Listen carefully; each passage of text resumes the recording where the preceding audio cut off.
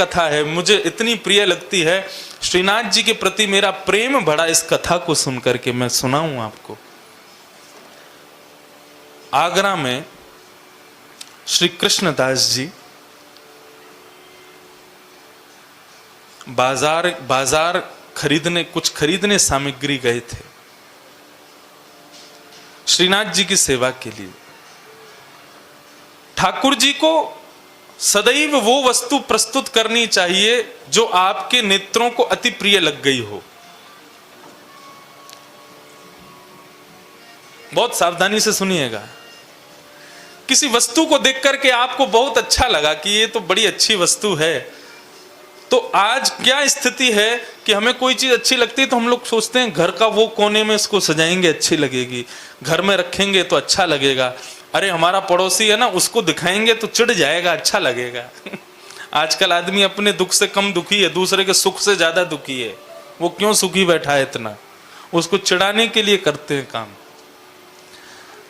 मेरा कहने का अभिप्राय यह है कि आपके कानों को कोई स्वर अच्छा लगे, नेत्रों को कोई दर्शन अच्छा लगे, जिह्वा को कोई रस अच्छा लग जाए, त्वचा को कोई स्पर्श अच्छा लग जाए, वो सब कुछ अपने घर के ठाकुर जी को अर्पित कीजिएगा। उसके बाद स्वयं सेवन कीजिएगा, वो प्रसाद बन जाएगा।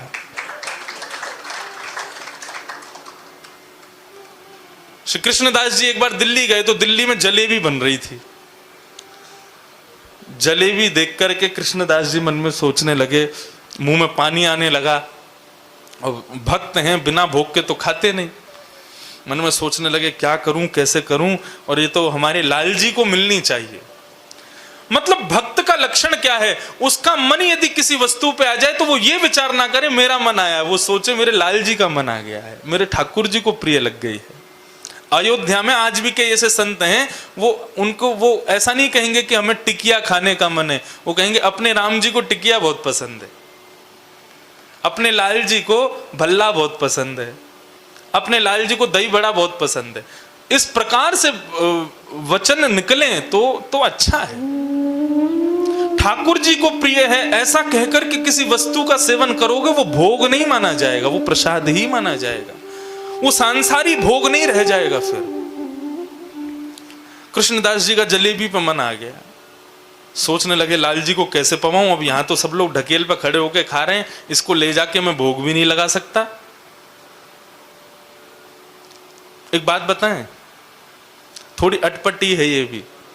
हम लोग जो मिठाई की दुकानों से मिठाइयां खरीद करके ठाकुर जी के भोग में अर्पित करते हैं, वो भी पूर्ण रूपेण शुद्ध नहीं होती। आपसे पहले किसी ने लेकर के खा ली है, वहीं से उठाई गई मिठाई किसी के मुख में चली गई, और वहीं 2 घंटा बाद आप गए वो मिठाई ले जाके राधा रमन जी को अर्पित कर दी, उसको राधा रमन जी स्वीकार नहीं करते। इसलिए वैष्णवी परंपरा में स्वयं सिद्ध करके ठाकुर जी को अर्पित किया जाता है, और पूर्ण रूपेण शुद्ध हो।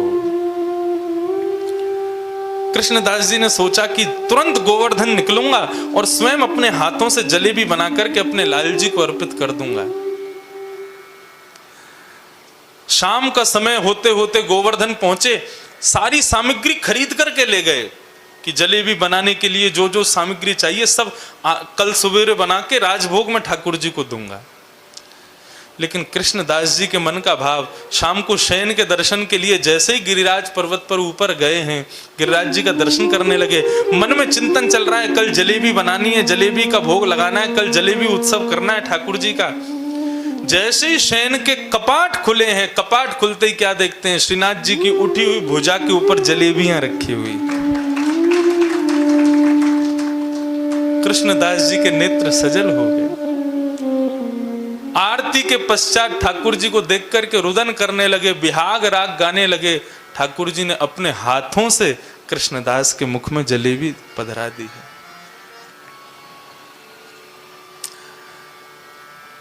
इसको रस नहीं, इसको रास कहते हैं। अपने भक्त की हम ठाकुर जी की इच्छाएं पूरी करते रहें, या हमारे हृदय की इच्छा हमारी ना रह जाए, वो फिर ठाकुर जी की ही इच्छा हो जाए। ये भक्ति की एक पराकाष्ठा है।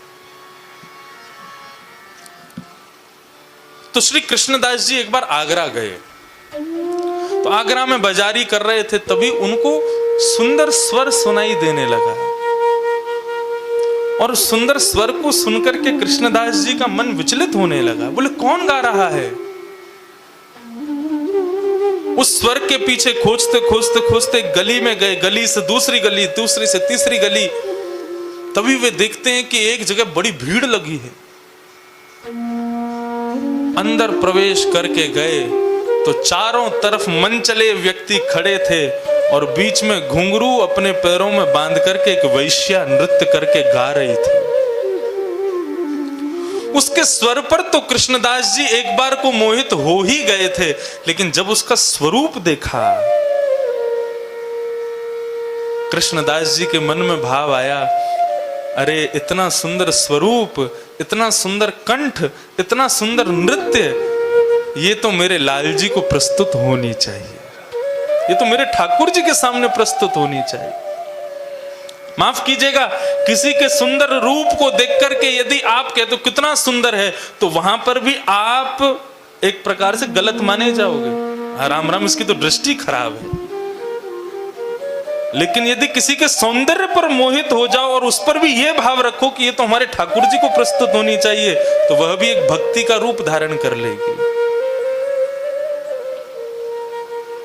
कृष्णदास जी ने उस वैश्या के जब नृत्य पूरा हुआ तब उसके पास गए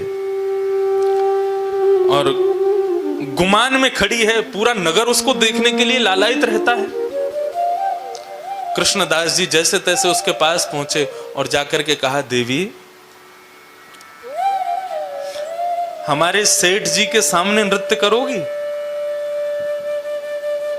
वो ध्यान ही नहीं दे रही थी कृष्णदास जी पे। बोले कहां है तुम्हारे सेठ जी? बोले गोवर्धन में। गोवर्धन तो बहुत दूर है यहां से। अरे जो लगेगा हम दे देंगे। वैश्या ने कहा 50 रुपया लगेगा। उस समय के बहुत होते थे। कृष्णदास जी ने 100 रुपया तो तभी दे दिया। बोले 100 रुपया तुम पहले रख लो और फिर जब हमारे सेठ जी के सामने नाच लोगी, वो प्रसन्न हो जाएंगे, तो उसके बाद जो उनकी इच्छा होगी वो दे देंगे तुमको। वो 100 रुपया देख करके बोले ये तो केवल ऐसे ही तुम्हारे एडवांस समझ लो, रख लो अपने पास। वैश्या तो मोहित हो गई। बोले यहां तो मुझे लगता है इतना धन मिलेगा कि मुझे फिर किसी से मांगने की जरूरत नहीं। जब सेठ जी का सेवक इतना उदार है तो सेठ जी कितने उदार होंगे। कब चलना है? बोले कि कल सवेरे प्रातः काल ब्रह्म बेला में चलेंगे और शयन के हमारे सेठ जी सोएंगे, शयन के समय तक हम पहुंच जाएंगे, तब तुम नृत्य करके दिखाना। ठीक है। प्रातः काल बैलगाड़ी लेकर के कृष्णदास जी पहुंच गए और वैश्या को साथ बैठा करके ले जा रहे हैं और मनी मन कृष्णदास जी ठाकुर जी का चिंतन करते जा रहे हैं। लाल जी आज आप प्रसन्न हो जाओगे, आपकी सेवा के लिए एक अद्भुत कंठ आ रहा है, एक अद्भुत स्वरूप आ रहा है, एक अद्भुत नृत्य आ रहा है, सब ठाकुर जी को अर्पित। शाम का समय पहुंचे, वैश्या तैयार होकर के मंदिर में पहुंची। अभी तक भी उसको नहीं पता था मैं कोई मंदिर में हूं। कृष्णदास जी से बोलती, कहां है आपके सेठ जी? पर्दा लगा था। बोले अभी भोजन कर रहे हैं, जैसे भोग पूरा हो जाएगा उसके बाद सेठ जी सामने सिंहासन पर बैठे हैं, तुम नृत्य करना शुरू कर देना।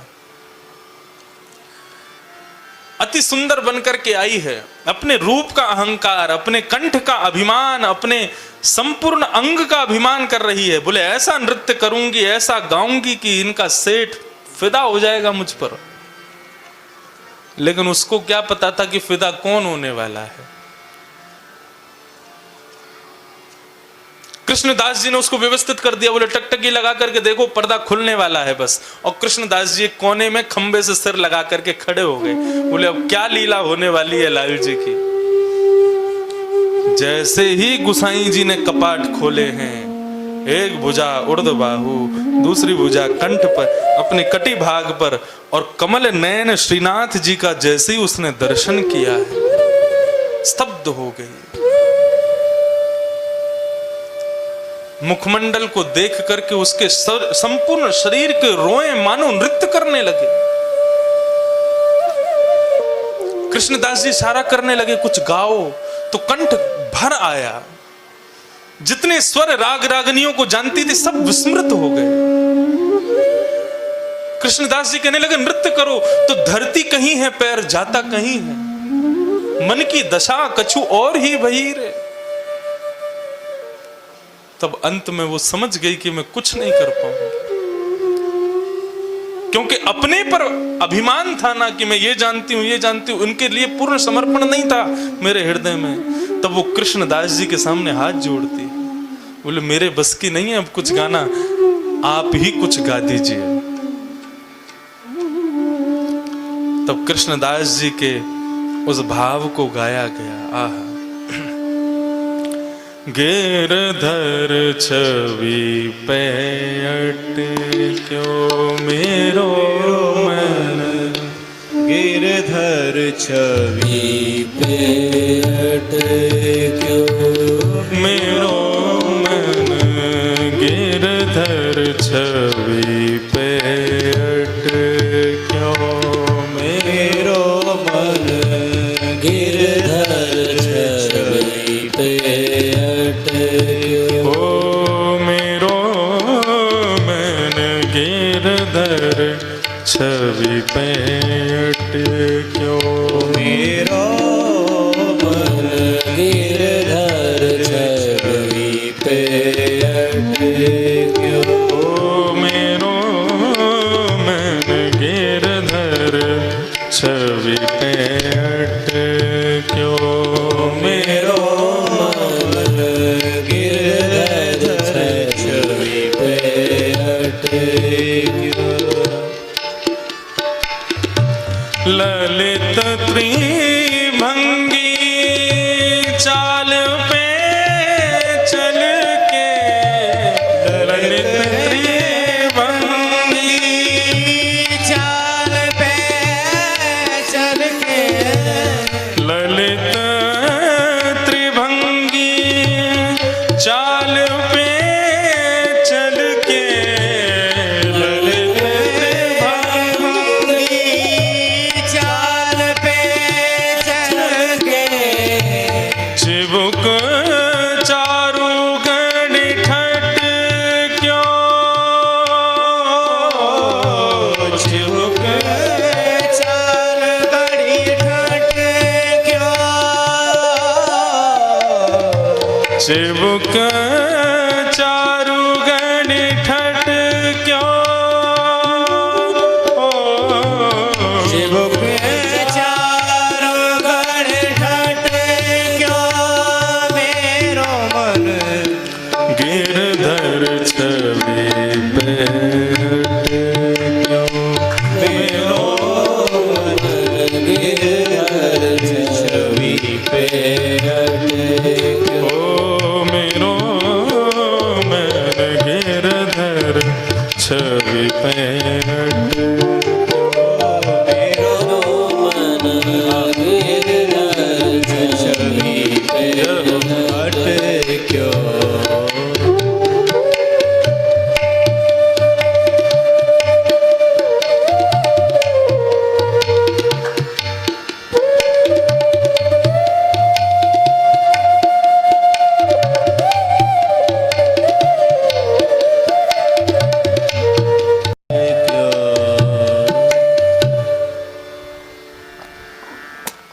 उस वैश्या ने कृष्णदास जी से निवेदन किया कि आप गाओ। जब कृष्णदास जी ने पद गाना शुरू किया है तो मानो कृष्णदास जी ठाकुर जी की ओर नहीं देख रहे हैं। बहुत ध्यान से सुनिएगा, इस संपूर्ण पद का अर्थ अद्भुत है। कृष्णदास जी ठाकुर जी की ओर नहीं देख रहे थे, उस वैश्या के मुखमंडल को देख करके उसको पढ़ रहे थे कि इसके मन में क्या चल रहा है, और तब गा रहे थे। ललित त्रिभंगी चाल पे चल के, चिबुक चारु गणी ठट ठट क्यों। कृष्णदास जी उसके मुख पर पढ़ रहे हैं, वो वैश्या कहना चाह रही है इसकी ये जो सामने तुम्हारे सेठ जी खड़े हैं ना, इनकी जो ललित त्रिभंगी स्वरूप है, ये ललित त्रिभंगी शब्द का अर्थ क्या होता है? त्रिभंग, त्रिभंग माने 3 जगह से टेढ़े, सिर भी टेढ़ा, कमर भी टेढ़ी, पाम भी टेढ़े, सब टेढ़े ही टेढ़े हैं। बोले त्रिभंगी चाल जो है, ये त्रिभंगी लली जो मेरे सामने खड़े हैं, इन पर मेरा चित्त ऐसे ऐसे अटक गया है जैसे चिंबक पर लोहा चिपक जाता है।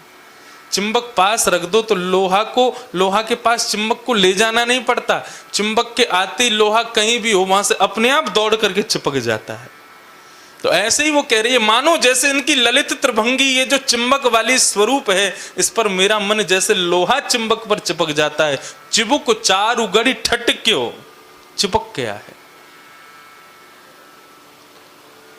सजल श्याम घन वरण लीन है, फिर चित अनत न भटक्यो। नाचते नाचते कृष्णदास जी ने इशारा किया, बोले बस हो गया, अब चलो वापिस तुमको आगरा छोड़े आए, जहां तुम नाचती थी वहीं छोड़े आए। तब उसके मुखमंडल कहता है, सजल श्याम घन वरण लीन है, इन्होंने जिसका वरण कर लिया है, फिर चित अनत न भटक्यो, अब मेरा कहीं और जाने का मन है ही नहीं। कृष्णदास जी बोले, तो फिर यहीं रहोगी, क्या करोगी? अब क्या मन है? बोले यहां रहने का भी मन नहीं है। तो फिर तुम्हारा मन क्या है? उसके नेत्र लाल पड़ जाते हैं, रोने लग जाती है, हाथ पांव कंपन करने लगते हैं। तब कृष्णदास जी से मानो इशारे में कहती है कि मैं इस शरीर से इनकी सेवा नहीं कर सकती। इस शरीर को ना जाने कितने लोगों ने उपभोग करके अब दूषित कर दिया है, झूठा कर दिया है, और झूठी वस्तु ठाकुर जी की सेवा में नहीं जा सकती। अब तो मेरा एक ही मन है, शरीर अपवित्र है लेकिन आत्मा परम शुद्ध होती है। कृष्णदास जी स्तब्ध हो गए, तुम क्या कहना चाहती हो? बोले कि बस अब परायण करना चाहती।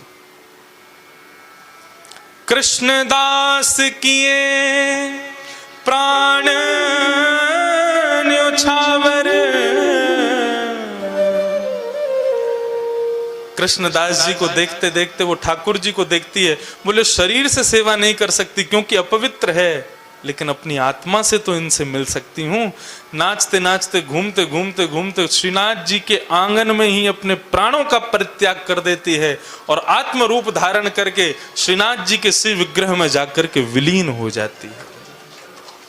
कृष्णदास की ये प्राण न्योछावर, यह तन, जिस तन को इस संसार के लोगों ने इतना प्रेम किया, ये अब ठाकुर जी की सेवा के योग्य नहीं है। यह तन जग सिर पटक्यो, मेरो मन गिरधर छवि पे अटके।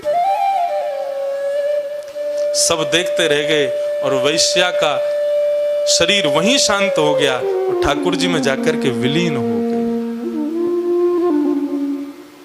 सोचो, अपने जिस रूप जिस कंठ जिस नृत्य की विद्या को आज तक संसार को देती रही, कभी संतुष्ट नहीं हुई वो वैश्या, केवल एक दिन उस विद्या का प्रस्तुतिकरण ठाकुर जी के सामने किया, ठाकुर जी ने अंगीकार कर लिया, सेवा में बुला लिया।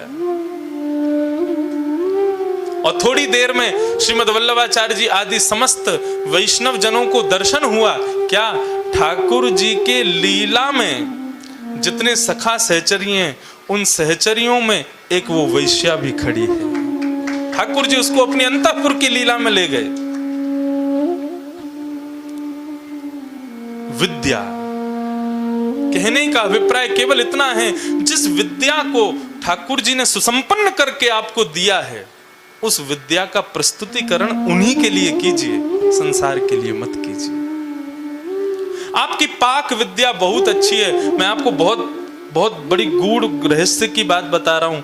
यदि हाथ से भोजन बहुत अच्छा बनता है तो आपको नाम जप की जरूरत नहीं है, आपको तीर्थ यात्रा करने की जरूरत नहीं है, और एक बार को बोलूं सत्संग की भी जरूरत नहीं है।